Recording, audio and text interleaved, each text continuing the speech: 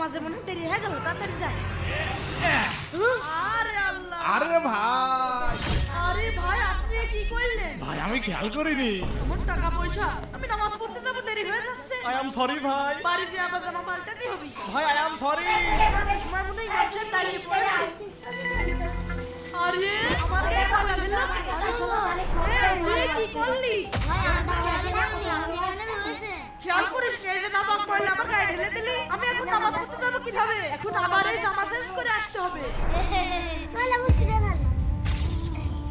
আরে আল্লাহ, বাইরে তো বৃষ্টি শুরু হয়ে গেছে, এখন আমি নামাজ পড়তে যাবো কিভাবে? ভাই আশপাশের মসজিদ কোথায় জানেন নাকি? হ্যাঁ ভাই, মসজিদ আমি চিনি, আর আমিও নামাজ পড়তে যাবো। ভাই তাহলে আপনি আমার ছাতার নিচে চলে আসুন, আমরা একসাথে মসজিদে গিয়ে নামাজ পড়ে আসি। ঠিক আছে ভাই, চলেন।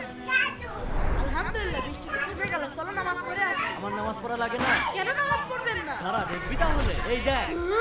আমি তোকে বারবার নামাজ পড়তে বাধা দিচ্ছিলাম, তারপরেও তুই